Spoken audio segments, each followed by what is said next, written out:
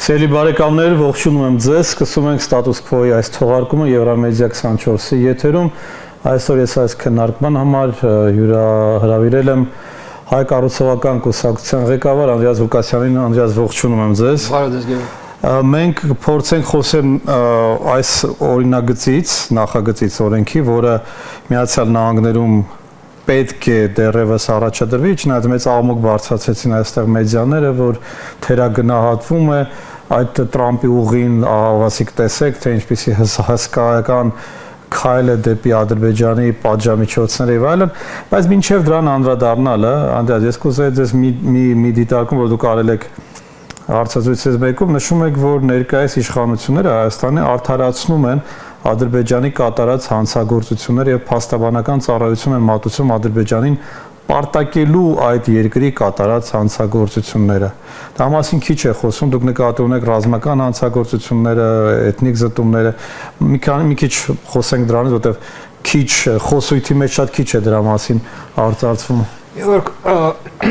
23 թվականի սեպտեմբերի ողբերգալի այդ իրադարձություններից հետո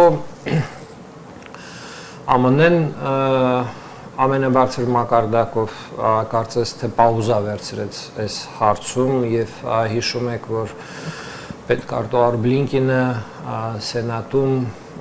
հարց ու պատասխանի ժամանակ ասում էր, որ մենք դեռ չգիտենք ինչպես որակավորել այն ինչ որ տեղի ունեցավ Արցախում, բայց մենք սպասում ենք զեկույցի, որը որ պիտի անկախ փորձագիտական կազմակերպությունները պատրաստեն։ Մի շարք իրավապաշտպան կազմակերպություններ, բոլորին հայտնի Freedom House-ը, բայց եւս 5 կազմակերպություն, կարծեմ թե եւ մի քանի այլ կառույցներ, ընդհանուր թվով 9 էին այդ զեկույցի հեղինակները, հավաքեցին բոլոր փաստերը, որոնք որ վերաբերվում էին սեպտեմբերյան իրադարձություններին եւ եկան այն իրավական գնահատականի, այն եզրակացության, որ Ադրբեջանը իրականացրել է էթնիկ զտում Արցախում։ Դրանից հետո կարծես թե այդ հարցը, այսպես ասած, իսկապես լրացվում է եւ Հայաստանում, եւ Հայաստանից դուրս դա այն պարբերաբար մեզ հայտնի է դառնում, որ Եվրոմիության խորհրդարանը ինչ որ բանաձևերի մեջ իր արդեն օգտագործում է էթնիկ զտում եզրույթը ԱՄՆ-ում օգտագործում են այդ եզրույթը։ Այսինքն կա մի կողմից միջազգային ոլորտում, տիրույթում այլ պետությունների օրակարգում այդ հարցը, որը որ ինչ որ արագությամբ կամ դանդաղությամբ ունի իր ընթացքը պետական կառույցներով եւ մենք դրա մասին լսում ենք կամ միջպետական ինչպիսին է Եվրոխորհրդարանը Հայաստանում առհասարակ այդ հարցին աշխատում են չանդրադառնալ պաշտոնյաները եւ բանաձևը, որը որ հնչեցրեց վարչապետը, որ արցախցիների հետ վերադարձը դա խոչընդոտ է խաղաղության համար, այսինքն Նիկոլ Փաշինյանի վարչակազմը այդ հարցին հրապարակային անդրադառնալու կամ որևէ բան ասելու արցախցիներին իրենց օրինական իրավունքները վերականգնելու հարցում որևէ բան ասելիք չունի։ Եվ այո, նման իրավիճակում Հայաստանում նույնիսկ ընդդիմադիր դաշտում շատ քիչ են այն մարդիկ, ովքեր որ մատնացույց են անում, որ կա այս խնդիրը, կա արցախցիների խնդիրը, կա արցախցիների իրավունքը ազատ եւ անվտանգ ապրել սեփական հայրենիքում եւ կան ոտնահարված իրավունքներ, ընդ որում դա մարդկության դեմ հանցագործության արդյունք է, այսինքն եւ միջազգային քրեական դատարանի եւ այլ այսպես ասած գործառույթների, օրինակ ՄԱԿ-ը ունի տրիբունալ այդպիսի տրիբունալ ձևավորելու նման դեպքերում, հա, գործառույթ, այդ ամենը դա ասվում է այդ հանցագործություն եւ դրանից բխող քաղաքականություն հարցերին, որը որ Հայաստանը ձեռնպահ է այդ հարցերը առաջ տանելուց եւ ավելի շատ ոնց որ հասկանալի է, որ այդ խոսքերը վարչապետը, որ մեր ներքին լսարանի ասեց, հավանաբար կրկնվում է եւ արտաքին լսարանի համար, որ հետաքրքրված չեն Հայաստանի այսօրվա իշխանությունները, որպեսզի Ադրբեջանի կողմից կատարված մարդկության դեմ հանցագործությունները բացահայտվեն եւ առարկա լինեն միջազգային քաղաքական օրակարգին։ Տեսակ որ դրա մասին եւ ՄԱԿ-ում ոչ մի բան չասաց Նիկոլ Փաշինյանը։ Այո, ընդհանրապես իրենք ձեռնպահ են մնում, համարում են, որ դա խանգարում է, ինչպես որ դուք նշեցիք, այսինքն ցանկացած մեր շահերից բխող քայլ, որը բնականաբար Ադրբեջանի սրտով չի, դա բնականաբար այդ տրամաբանության մեջ խանգարում է այդ գործընթացին, որը դա արդեն փաստաբանական գործունեություն է դառնում, որովհետև եթե առնվազն լռում ես կամ փաստարկ ես բերում, որ մի հետապնդենք Ադրբեջանին, որովհետև դրանից վտանգում եք մեզ, շանտաժի ինչ որ այստեղ էլեմենտ կա այդ բանաձևի մեջ, դա հենց ես նկատի ունեի դա, երբ որ ասում եմ։ Իրականում եթե ճիշտ թարգմանենք, կստացվի, որ նման խնդիրները, եթե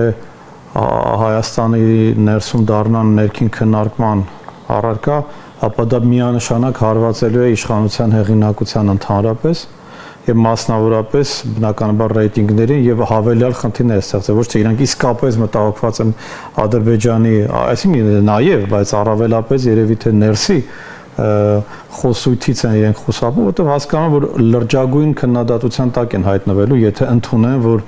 Ադրբեջանը ինչ որ հարցերում մեղավոր է եւ պետք է իրենք ինչ որ քայլեր անեն կամ գոնե բարձրացնեն այդ հարցերը, համաձայն եք։ Ըստ էության հարցը հետևյալի մեջ է, տեսեք, կա նախաստորագրված խաղաղության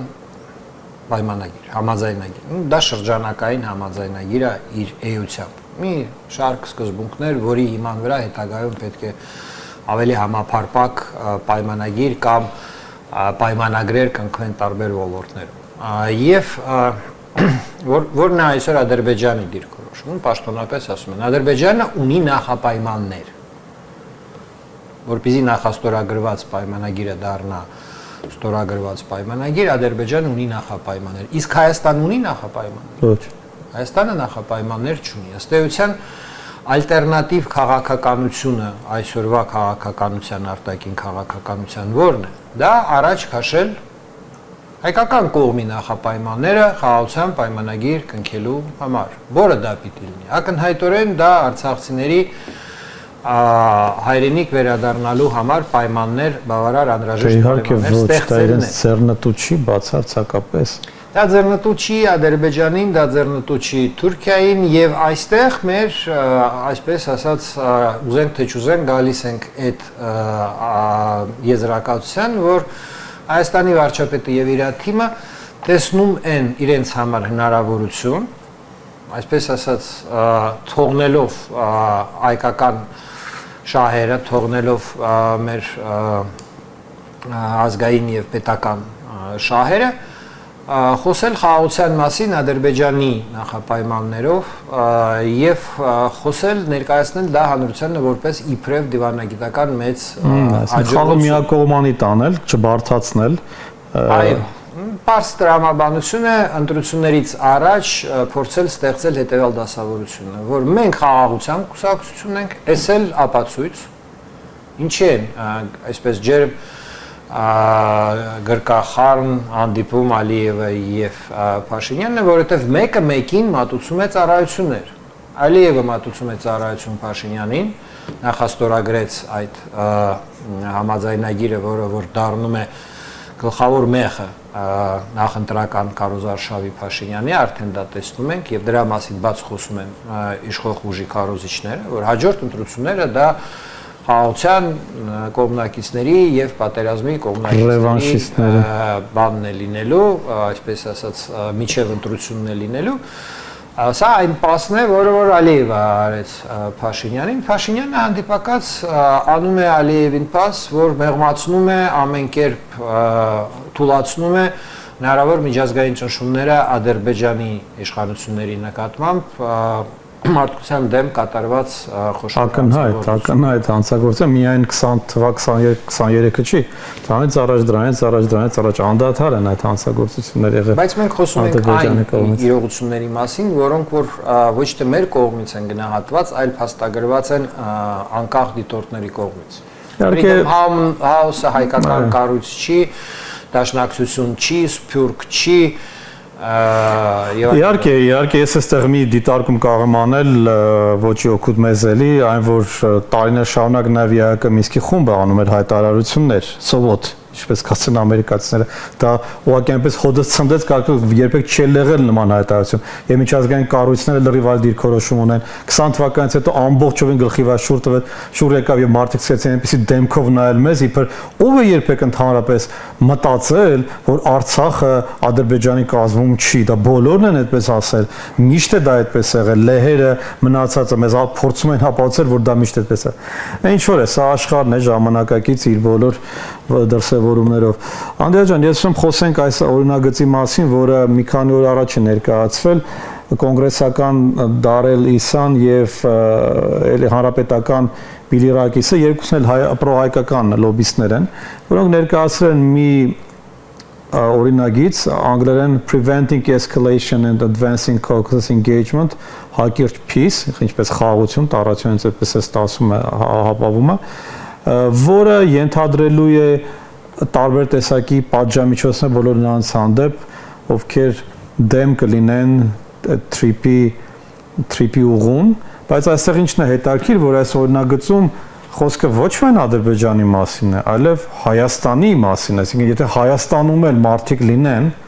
օրինակ ես, օրինակ դուք, լավ ես, եթե մենք ինչ որ ձևով ընդվզենք այս թրիպի դեմ, չգիտեմ իրական ընդվզել ինչ նկատի ունեն, արդյոք դա քննադատություն է, թե պետական օղակների մասին խոսքը չեմ կարող ասել, բայց այս պարագայում պետք է պատժամիջոցներ լինեն եւ հանրությունը այստեղ հիմա մի աղաղակ է բարձրացել, տեսեք ամերիկացիները մեզ ուղակի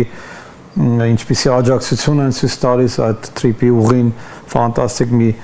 հրաշալի բան է, մինչդեռ ոմանք թերագնահատում են, ինչ կասեք։ Ես չեմ կարող ասեմ ինչ է թրիպի ուղին, որովհետև դրա վերաբերյալ ոչ մի բավարար հրապարակային նյութ չկա, որպեսզի անել դատողություններ։ Գիտենք, որ կա այդպիսի վերապալումով ինչ որ կոմունիկացիոն լուծում, հա, կամ առաջարկ, կամ նախագիծ, ոնց ուզում եք անվանեք, բայց դա ինչ է իր բովանդակությամբ մենք ըստ չգիտենք։ Եվ դրա համար դրա մասին խոսել չեմ կարող, բայց տեսանելի է, որ եթե նման օրինագիծ մտնում է, այո, կաշկանդելու է ոչ միայն Ադրբեջանի պաշտոնյաներին, բայց եւ Հայաստանի պաշտոնյաներին։ Չեմ կարծում, սա կընդունվի, իրականում սա չեմ կարծում, որ անցնի, բայց ենթադրենք։ Եթե ընդունվի, կաշկանդելու է ոչ միայն Ադրբեջանի ինչ որ պաշտոնյաներին, նաեւ Հայաստանի պաշտոնյաներին կվերաբերվի, եթե այսպես ասած նայել այս հարցին, այսպես որ ենթադրենք հիմա մենք պիտի ենթադրենք, որ հիմա բանակցություններ են գնում հայկական եւ ամերիկյան կողմերի միջև այդ նախագծի շուրջ, ապա արդեն ստացվում է, որ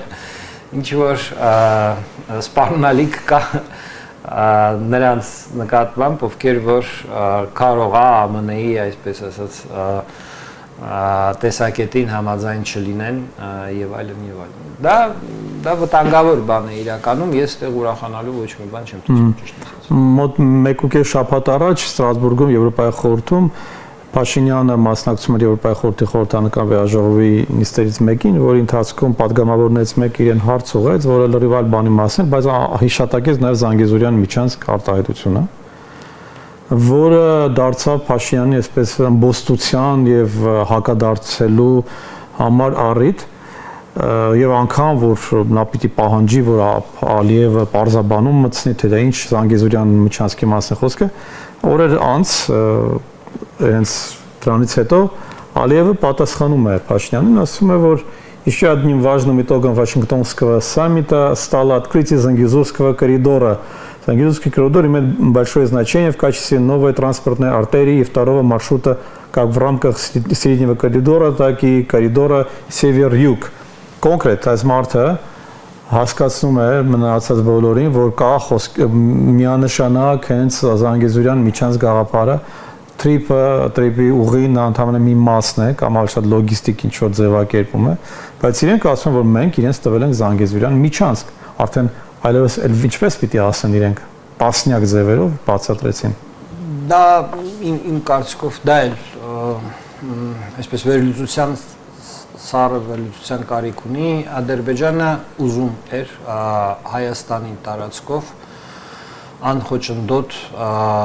կապ Նախիջևանի հետ։ Չստացավ։ Հարց առաջին, ինչ հիմքով։ Ենթադրենք Տենց Տրամպի ուղին չէր նշում անխոչնդոտ կապ։ Թե մենք հիմա նայենք հայ-թուրքական հարաբերություններին եւ ԱՄՆ-ի դերակատարությանը այդ հարաբերություններում, պատմական դերակատարությունը ԱՄՆ-ի այն է, որ ԱՄՆ-ի նախագահ Վուդրո Վիլսոնը 1920 թվականին իրավարար վճիռ կայացրեց Հայաստանի պետական եւ Թուրքիայի սահմանի վերաբերյալ, որը հետագայում Թուրքիան խախտեց, չենթարկվեց այդ իրավարար վճռին, իսկ Խորհրդային Միությունը Հայաստանը զավթելով վերացրեց Հայաստանի անկախ գոյությունը որպես միջազգային իրավունքի սուբյեկտ։ Հիմա ավելի տրամաբանական կլիներ, եթե այսօր միջազգային օրակարգում հարց դիտարկվեր Հայաստան, ԱՄՆ, Թուրքիա այդ եռանկյունում ինչպես, այսպես ասած, հաղթահարել այդ վնասները, որոնք որ տեղի ունեցան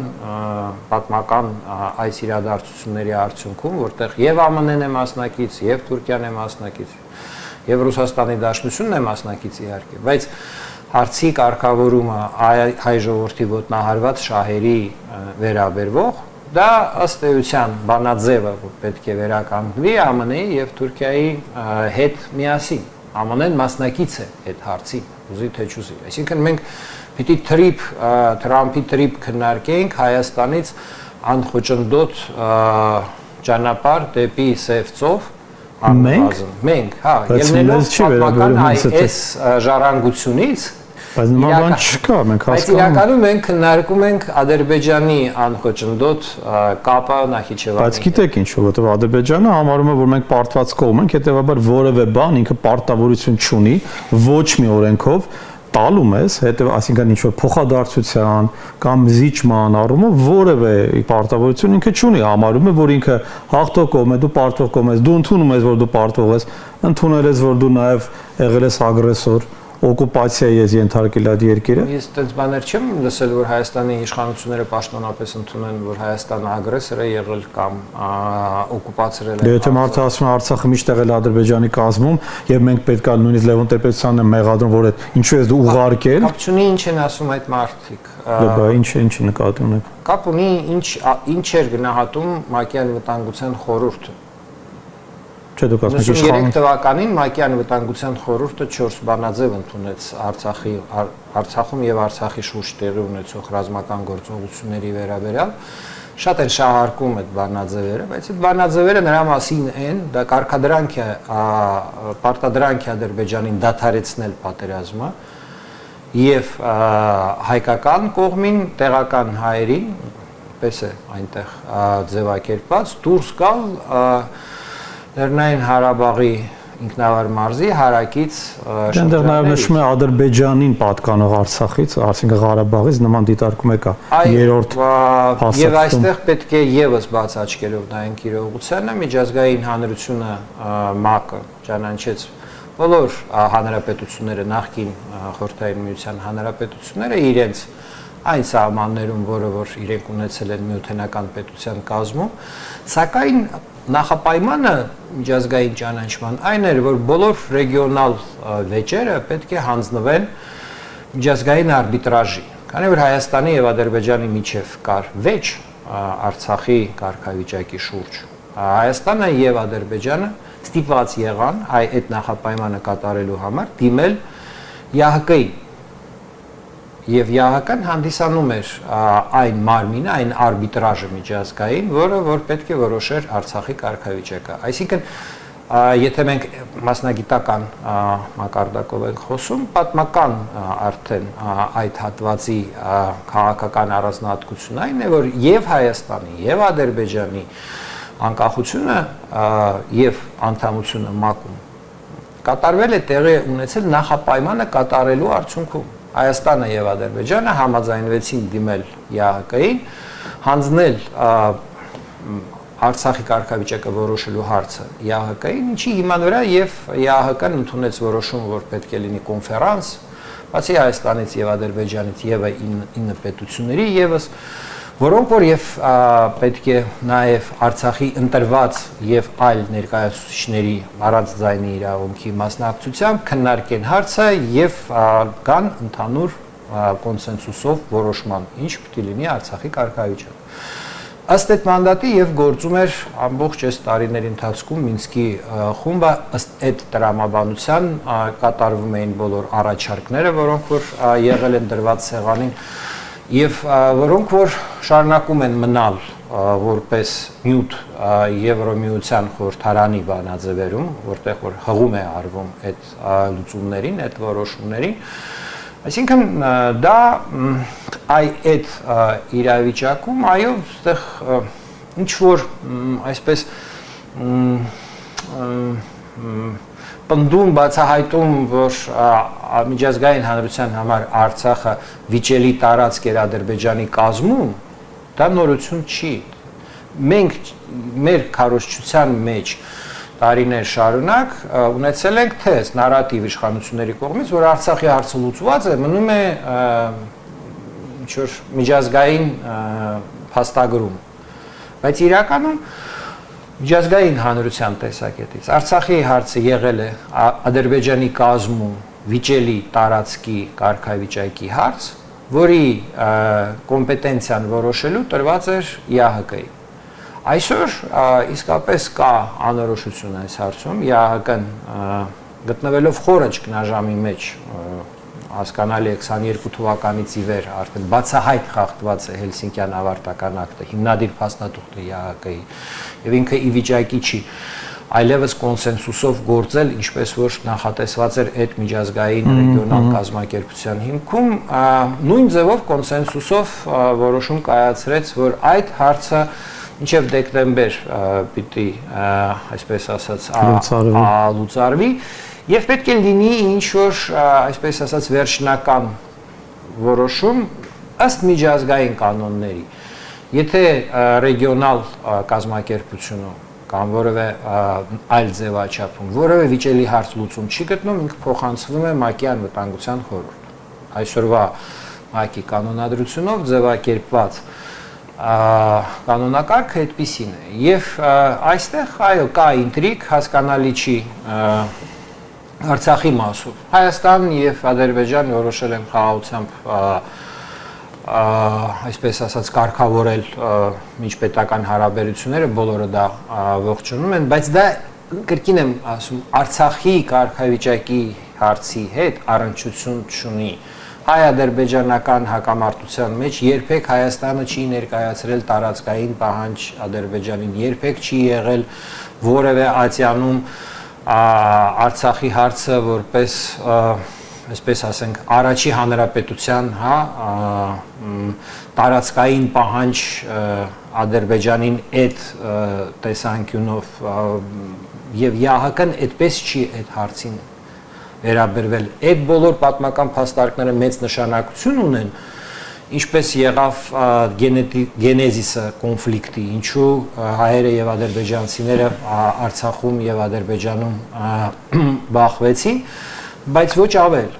Դրանք կարևոր հանգամանքներ են, ազդում են ընդհանուր իրավիճակի գնահատման, բայց ոչ ելքի վրա։ Արցախի հարցի կարգավորման մեխը դա Լեռնային Ղարաբաղի նախկին ինքնավար մարզի բնակչության համար պայմաններ ստեղծելն էր, որպեսզի իրենք հանրաքվեով ինքնուրույն որոշեն սեփական կարգավիճակ։ Դա փակվեց վերջ արդեն, հենց այդ հանրաքվեն հիմա որ կա սահմանադրություն։ Փակվեց նոր հարցով, ինչպես վերադարձնել հիմա մարդկանց, ինչպես ստեղծել պայմաններ, որպեսզի մարդիկ ավելի Ադրբեջանի պայմանն այն է, որ թող ստանան Ադրբեջանի քաղաքացիություն, վերադառնան, մենք կասենք որտեղ ապրեն, իրենք կապրեն։ Ես չեմ լսել որևէ արտահայտություն, որևէ հիմք համարել, որ Եվրոմիությունը, ՄԱԿ-ը, այլ պետությունները համամիտ են Ադրբեջանի տեսակետի հետ։ Այո, Ադրբեջանի տեսակետը հենց այդպիսին է, որ հայերը կարող են ընդունել Ադրբեջանի քաղաքացիություն, անհատապես ինդիվիդուալ, այսպես ասած, եղանակով, հիմքով դա նաև Արցախի հանրապետության լուծարման այսպես կոչված հրամանագրի մեջ էլ է տեղ գտել այդ միտքը երկրորդ կետում, այդ հրամանագրի թե երրորդ կետում, եւ այդ միտքը եւս որևէ մեկը չի կրկնում, բացի Ադրբեջանից։ Միգուցե Հայաստանի իշխանությունները այսպես по умолчанию դա ի նկատի ունեն, արցախցիների հարցերին չեն կարող ուղիղ պատասխանել, գնացեք, ընդունեք քաղաքացիությունը եւ վերադարձեք Ադրբեջան։ Դրա համար առարկայական ոչ մի բան չեն պատասխանում արցախցիների։ Բայց ասել, որ դա ինչպես ասած միջազգային հանրության համար, միջազգային կարգ պահպանող պատասխանատու պետությունների համար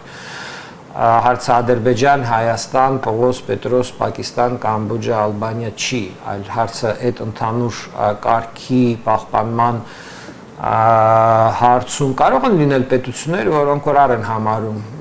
բոլոր կանոնները, ինչ որ իրենց ձևով ինչ որ մի հարց լուծում են եւ ասում են մենք սենց որոշեցինք, սենց լուծեցինք, վերջ։ Իմ կարծիքով Ադրբեջանը այդ ռեսուրսը չունի, այսքանով կարևոր է այսօր Ալիևի համար Փաշինյանի դերակատարությունը, որ ինքը քաղաքական փաստարկներ է բերում, ոչ իրավական, թե ինչու պետք է անպատիժ թողնել մարդկության դեմ կատարված հանցագործությունները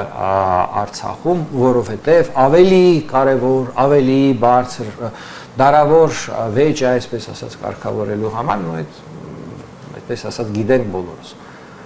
Անդրեա ջան, շատ շնորհակալ եմ։ Շնորհակալություն նաև ձեզ։